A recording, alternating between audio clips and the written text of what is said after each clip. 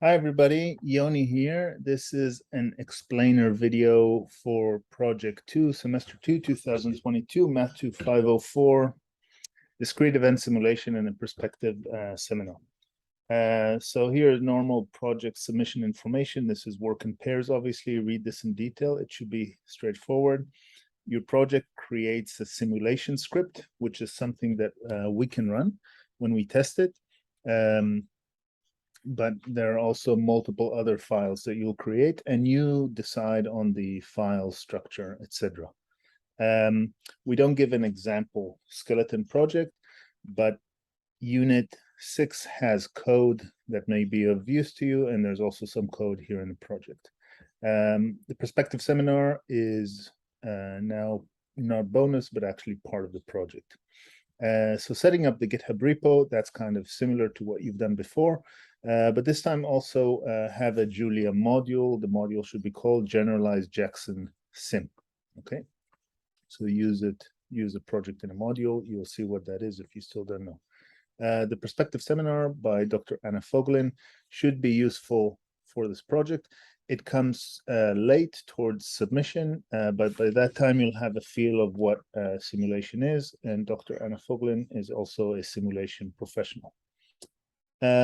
So now there's a whole lot of text here that you are required to read, and I'll only give an overview of it. We are touching on something from the field of queuing theory, queuing networks, stochastic queuing networks.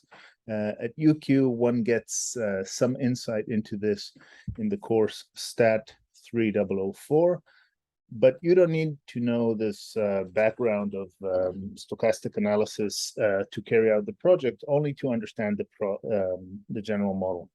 So the general model is what we call an open generalized Jackson network. There is a Wikipedia entry for this, and I'll make this clear right now. And also this should be quite understandable. Again, we hinted a few mathematical details that go beyond the project. You don't need to dig into them unless you really want to. So this is a model of something that can be, for example, an amusement park. There can be many other things. There are applications in biology and manufacturing and communications and all kinds of applications. But think of a system that has capital L nodes. A node is also a station, and each such node or station has both a queue of customers that are queuing through the nodes. Customers can also be called jobs sometimes, okay, and a server. So nodes serve their customers one by one here. So in the context of Dreamworld, not that I'm a fan of such things, but think that customers queue up one by one to go onto a ride and then are served by doing the ride. Yeah, one of those rides that shake you a bit, and then they move elsewhere. Okay. So you can have 5 nodes, or maybe you can have 100 nodes. That's kind of versatile. So customers are numbered uniquely 1, 2, 3, 4, but you actually don't need to deal with the customers per se, except for the last tasks. So read this. Okay. So you can actually only accumulate you can count for how many customers are in each node. But to understand the system, a customer can be outside of the system, or can be in the system at one of the nodes queuing, or can be in the system in one of the nodes actually receiving service, or out of the system after have left. We don't take into account any time of transition between nodes. So transition between nodes is instantaneous in this model. So time is continuous. It's a continuous time system. And this is why you're doing what's called a discrete event simulation. This will also be made clear in the lectures of Unit 6. So each station is parameterized by what's called its service rate. And a rate is the inverse of the mean of the time it takes to process a single job. So there's a service rate, and these numbers are strictly positive. And when a job arrives to a station, if a server is free, the job immediately receives service.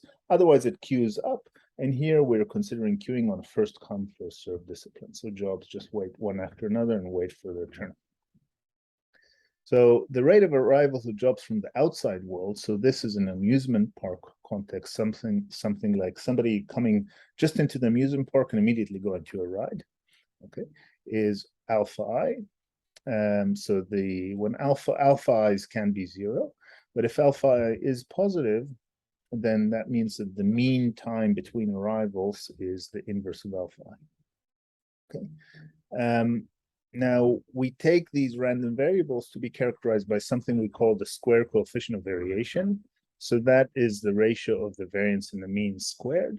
And we only deal with gamma distributed random variables here. Again, if you didn't do a probability course, that's not a big deal. It's simply a distribution which you can use, and it's a gamma distribution. We actually give some code to help with that. The case of squared coefficient variation 1 makes a gamma distribution an exponential distribution, and in this case also the arrival processes are called Poisson processes, but you don't need to worry about that either. It's the service times where we will vary this variability of the distribution, and that variability captured by CS, that's a squared coefficient of variation. Okay, so there's some basic quote-unquote physics of such networks. And the basic rules are that more variability in times actually creates more congestion. And that may make some sense.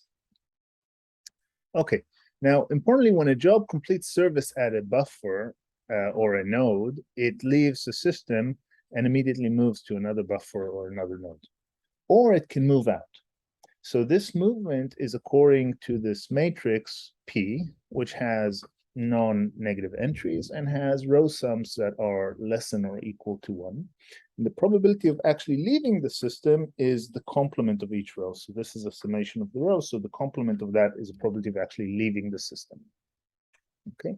Now, such a P needs to have a spectral radius less than 1. That doesn't matter. You don't need to worry about that. You never need to compute that per se, but that just means that the maximal absolute eigenvalue is less than unity. It means we call such a matrix substochastic, and it actually means mathematically that jobs will eventually leave the system. You can go back to the 4th item of question 14 of big homework this year, where you perhaps use the sample function from statsbase.jl, and that allows you to actually generate a distribution of where you go next, which node to go next after leaving a node. Okay, but keep in mind that you can also leave the system. So in summary, the parameters of such a model that we simulate is, first of all, kind of this dimension parameter, L, that's just an integer, 3, 5, 100, whatever. Rates of arrivals, so that can be 0 or positive. Of course, if they're all 0, nothing interesting happens. Nobody arrives, so we don't need to deal with that per se. And the service rates, which are the inverses of the means, the rates of service of the nodes, how long a ride takes in the amusement park. And one scalar, which we assume to be for all the servers, and that's a squared coefficient of variation. Okay, so you'll be dealing with this one a bit. Now, here we give some code, which we give you some function, which is rate SCV gamma. And this is just a function where you give in the rate, like the mu, and the desired SCV, and it actually creates an object, well, a struct, from the distributions package, from which you can then generate random variables. So this is an example of how it works. So say you want a rate of 1.3, mu is 1.3, and this squared coefficient variation is 2.1. You use this function. Don't use it in your simulation in every loop. Just create it once as you initialize a simulation. In every step, create it once. Okay, so you get this dist, and then here you could see that it really has a rate of 1.3 and a square coefficient variation of 2.1 is desired. And here you can also see it via Monte Carlo. So study this a bit, but this is a mechanism for you to actually generate. This is how you generate random variables for the service times. Okay, so arrival rates to nodes and traffic equations. So there is a bit of theory that we need here, and this theory has to do with when you look at such a network, customers are flowing through the networks, and there is this implicit quantity called the arrival rate. And what is it? If you call AIT the total number of arrivals to a node between time 0 and time t, They call that AIT, right? That's a random quantity, but as time goes to infinity, it has some statistical regularity. The growth rate of this is lambda I. Okay, so that is if you're standing at the entrance of the ride and you're looking at customers arriving, they can arrive either from the outside world or after dealing with other nodes. Okay, that is the number of customers per unit time arriving on average. Okay, so you can actually measure this quantity via simulation, and we ask you to do so. But you'll also have these equations called the traffic equations, which actually compute this quantity. So the input to these traffic equations are the matrix P. This is a transpose, yeah, and the vector alpha, which is the vector of the, we don't need the mu here, that's a typo. Okay, the vector alpha is the vector of arrival rates. So you can solve this matrix equation and say that lambda equals this. And actually, if lambda is going to be less than mu for every entry of the vector, then the network is going to be stable. Now, you can actually look at this matrix equation, look at it from a scalar perspective. And here you just see that the flow rate into node I is external arrivals plus all the arrivals from elsewhere. And this is exactly this equation. Okay. So importantly, when you solve this equation, so you just get the problem data, the matrix P and the vector alpha, and you solve it, you get a lambda. And if lambda is less than mu, it means that the network is stable. And that means that as time goes to infinity, or just as time grows, the number of jobs in the system doesn't diverge off to infinity. It actually converges to some statistical equilibrium. And this is important because it means that you can actually, if the network is stable, then it's enough to actually do one simulation run, one long run, and then learn about the, for a given setting, for a given network, and then learn about the steady state probabilities or steady state means, etc. Okay.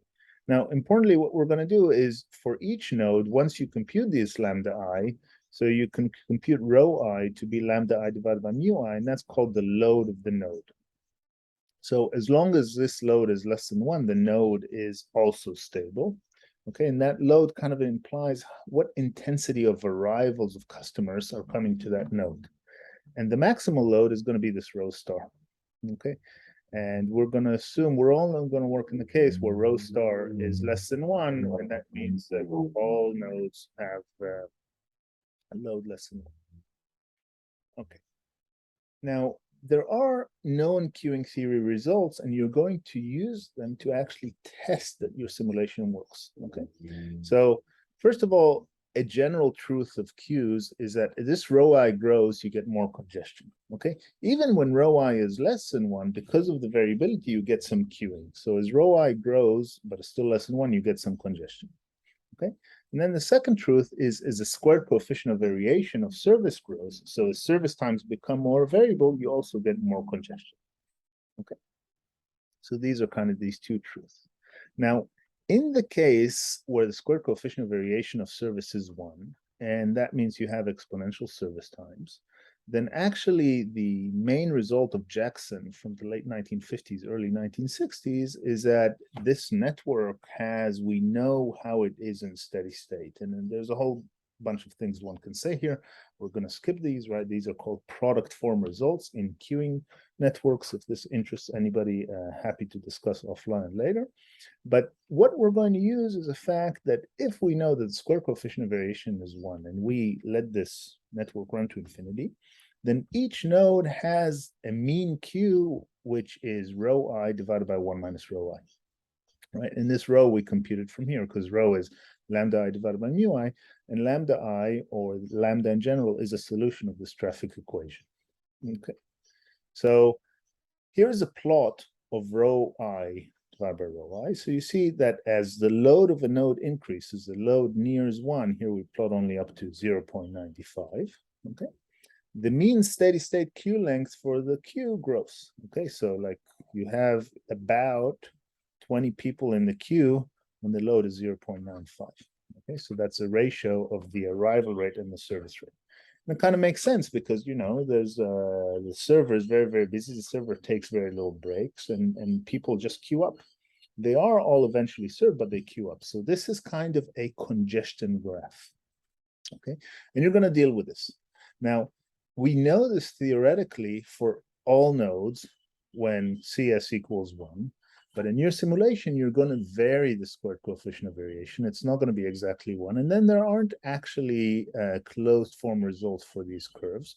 So you're going to create other curves that live on top of this. For example, you might have a curve, I'll just draw it. You might have a curve that maybe would look, say, like this, when CS equals 2. And maybe it would look like this here below when CS equals half. Okay, so the squared coefficient of variation is going to shift these curves up and down. Okay. And that's kind of the basic physics of queues, but you'll see that as you do the simulation. Okay, just keep in mind that this is a graph for an individual queue, but of course, if the network has capital L equals, for example, 5 queues, you would sum up these graphs, you do a superposition of them, and they would still have a similar type of shape. Okay, now we give you example scenarios to work with, so you don't need to construct your own networks. You can if you'd like, but no need. So we give you 2 networks of size 3, 1 network size 5, and one network size 100. So actually take this code and embed it in your project. For convenience,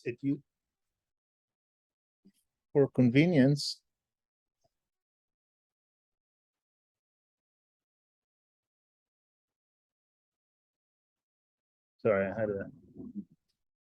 had a problem here. For convenience, it uses the parameters.jl and accessors.jl packages. These actually allow you to define structs a bit better. So you can look at the docs briefly of these packages. You don't need to dig into it too much, but basically this comes from parameters.jl, and it actually allows you to define the struct of network parameters in a bit slightly easier manner. And this add set comes from accessors.jl, and it allows you to take a struct, which is by default immutable, and make a copy of it with only modifying one thing on the parameters. Okay, so this is a network with 3 nodes, and this is the routing matrix for it. There's another network for 3 nodes. I recommend you draw this network, okay? And you can draw these 3, okay? And this is a network with 5 nodes in a ring, okay? And you'll see why this is ringed by this routing matrix, where you all the time have a chance of 0.2 of escaping from the ring and a chance of 0.8 of going to the next node. And here, make sure that you use this exact same network. Just you'll get it by setting the seed to the fixed quantity. This is a network of 100 nodes, and we actually generate some random, well, it's an arbitrary network. We generate some matrix P and then do some normalizations and give you the network. Okay, so these 4 scenarios are 4 network parameters, so make sure you use these. Now, in these network parameters, you will actually vary CS, the squared coefficient of variation, and vary the arrival rate. Okay, so the arrival rate that we give you, the arrival rates, external arrival rates, that's not the lambdas, these are the alphas. These external arrival rates are nominal rates, and you will actually shift them by some constant to achieve the desired rho star. And we give you code for that. You'll see in a second. Okay, so your first task, thinking about modeling assumptions, this task is actually just for, it only has to do a bit of writing. It doesn't have to do any analytical calculations, etc. But you actually need to look at the model and think of an application like an amusement park and say where the model is realistic and where it is not, okay? Specifically where it is not. So obviously it captures some aspects of an amusement park. They're moving customers around and they're being served, but some aspects are not captured. So try to summarize these things and maybe just leave a bit at the end after you hear Anna Foglin's lecture. This will be quite near submission, and maybe you can add this a bit, just add a bit more to this. But that's just task 1.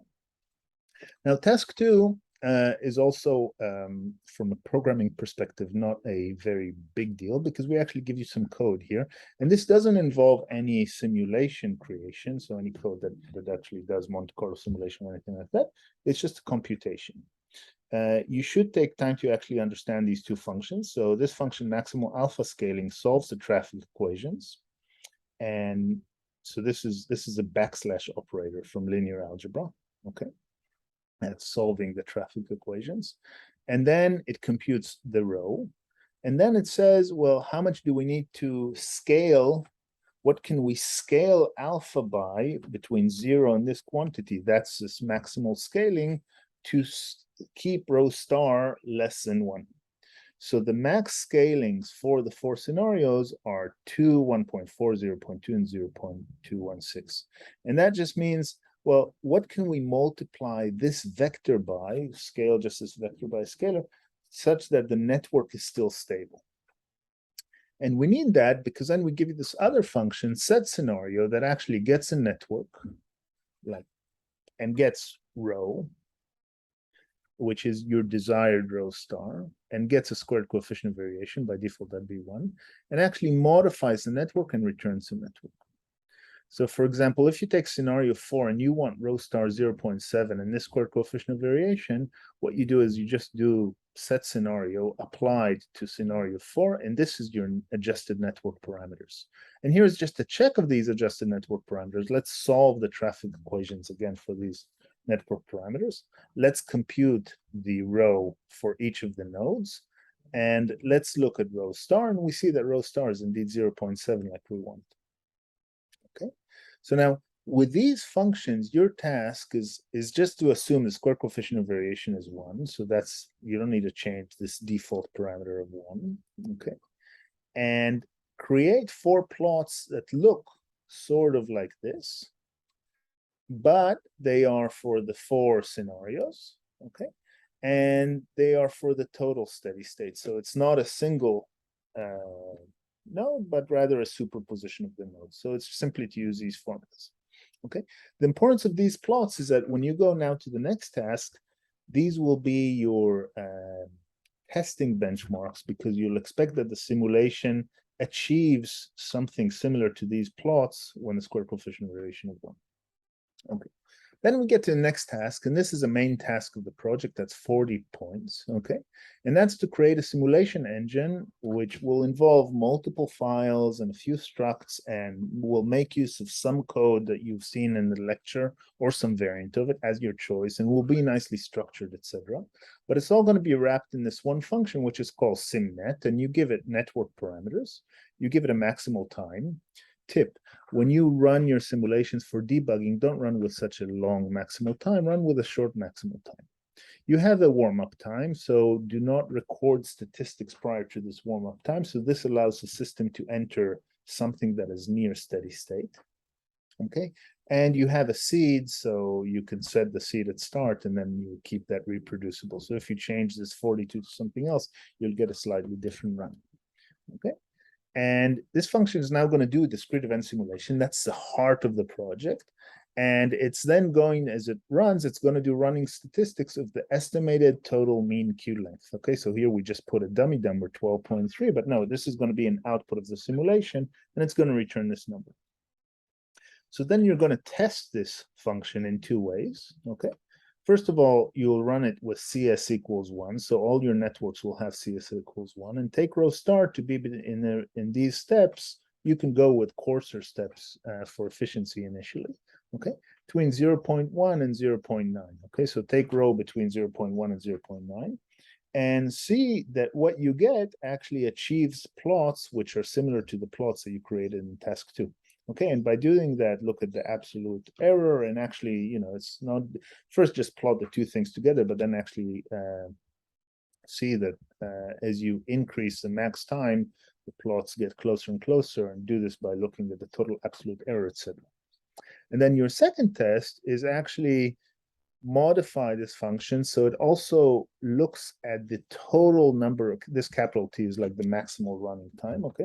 The total number of arrivals into a node up to time T, okay? And if you take that total number and divide it by T, then you should get values that agree with lambda I, and lambda I is just solved by these traffic equations, all right? So this test should also work for other various values of CS. Changing CS will change the variability of this estimator, but still, on average, you should get lambda. Okay, place these tests in this test folder. Now, of course, if you really wanted to make these tests automatic, like the automatic tests of polynomial, then things would be a bit difficult because these are Monte Carlo tests and there's some randomness, right? So you might want to put some thresholds. So you don't have to make the tests automatic. Okay, but it's if you want to go ahead and do that, and then you'll need some thresholds. And of course, there's always some probability the test will fail because these are Monte Carlo estimates. Okay, so these tests should also, and like all other code, be run from the main script, which is a simulation script. Okay, so the main script should also run these tests.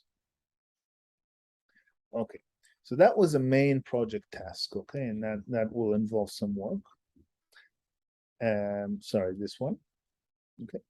And then you actually get to the main theoretical test. The main reason you might want to do such a simulation, at least in this case.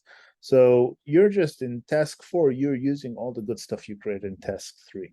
So now run CS or vary the square coefficient variation between low variability systems. So these are service times that are quite deterministic to highly variable service times. Okay, just on these 5 configurations, right? This is kind of our basic one, but we've got the 5 other ones. Like here, you've got service time.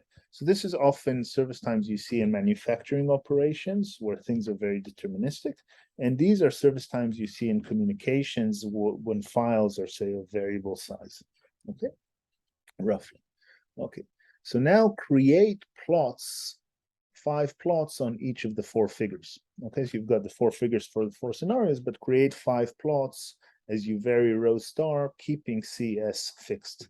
Okay, and you should see some ordering. You should see that this profile is lower than this profile, and it's lower than this profile, etc., etc. Okay, of course, make sure the legend is properly marked, etc. Now, a bit harder, and here is where you need to be a bit creative, is run the simulations multiple times. You decide if multiple times is 10 times or 20 times or 100 times, okay? Keep things within a sensible budget, okay?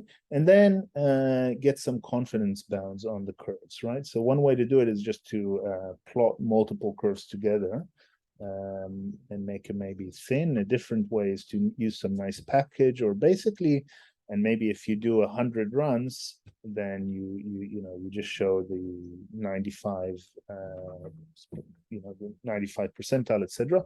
There's not an exact way to do this, but basically get an estimate for the noise of these curves. This noise would be quite low if your simulation time is really big, but the noise will be higher when the simulation time is smaller.